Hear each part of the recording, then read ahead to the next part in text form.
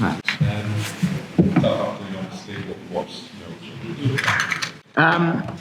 Yeah, look, just that. I think we spoke afterwards in the huddle there, and it's a tough day. We've got to front that.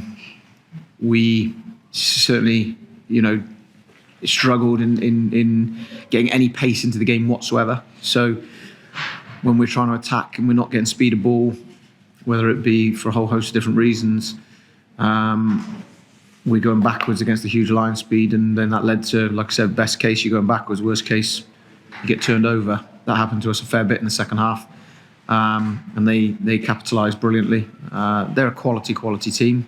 I think they showed that. I mean, having the likes of Geordie Barrett on the bench and people like that, is credit to them. They built an unbelievable squad there, and second half I think everything stuck. Their offload game functioned really well.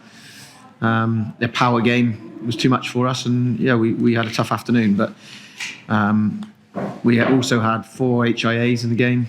We had a lot of people out of position, second rows in the back row, things like that. We had 2 yellow cards, as you know, so we had some real problems to solve, which we struggled to.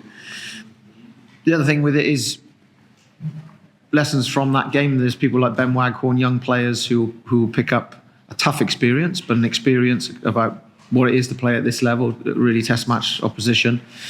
We'll take those learnings, but we now focus on getting back into the Premiership. We're in the fight for the top 4. We've taken some points for some big games. We've had some big highs recently. That certainly was a low and something we'll have to deal with and move on. How much do you reckon was down to sort of your maybe brought from yourself? From what, sorry? How much was the result sort of down to maybe you guys not hitting your straps, but Leinster obviously been great? Yeah, like I said, I can't take anything away. We started the game really well. I thought the first 10 minutes we put them under pressure because we got speed into our game. We got some attacking sets. A few penalties led to a 5-metre line-out where we get held up. Really, from that point on, we struggled to get any speed in the game. That's credit to their defence. Their line speed, their contest at the breakdown is outstanding. Their defence is very, very difficult to play against.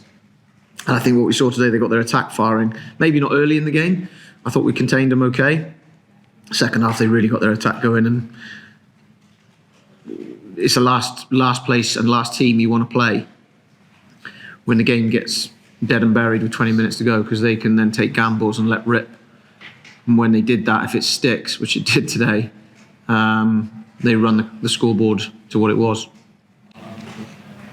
Danny, if you see this scoreline like that, people were, is there a goal pass?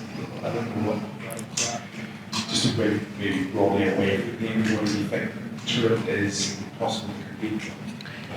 Is it streamlined? I don't know. Look, our experience last year, we went to a semi-final, and we had a brilliant run in the competition, knocking over Bordeaux away and then going to play Toulouse, and we weren't that far away from that game. So we've obviously had some decent wins against URC teams, as an example, in this campaign. Today, we were completely blown away. But it's Leinster, and to me, I've experienced playing against Leinster and having tough days. They're a very, very good outfit. I mean, what do they have? 21 in the Ireland squad. You go through that team today. If it's not an Irish international, it's RJ Snyman or Geordie Barrett on the bench, a Test match, All Black. It's phenomenal. What they've got here, what they've set up here, what they've created here, is the consistency of a lot of good players and a system that brings through player after player. It's the envy of other people. For them, I think it's going to finals and winning is probably the cherry on the cake for them to just finish off. But yeah, I can only really focus on Leinster, not the league, not the differences in the league. We're in a salary cap competition. France and others aren't, or aren't in the same position, let's say. But we proved, I think, Northampton and Harlequins last year, semi-finals of Europe. And do you think maybe if you'd taken penalties early in that first 10-minute phase, would you have territory in possession? Do you think that could have changed maybe momentum, just got something on the board? Yeah, I mean, there was a penalty on just over the halfway line that we were amazed how our kickers were nailing. The wind was strong in the warm-up, and we were nailing kicks from there comfortably. Typically, as Lee stands up to take the kick, the wind died completely, and this kick was short. The next, that was one move so far out we wouldn't have got to the corner. The second one was, can we get to the corner? Because we're going to have to score tries, was the belief, to try and win the game, which obviously we've done a fair amount. Even last week, losing against Bath, we scored 4 tries. We got held up on that one. That was the key, was the driving line. We get held up.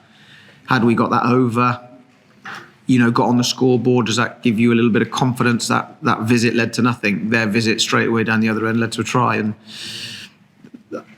I said before the game, this is one team that can run a scoreboard up quite quickly. When the game got away from us, that's exactly what they did. And we've got to be better, way better in these big matches. But coming to Croke Park, playing a test match outfit, we fell well short today. But I also think they were outstanding.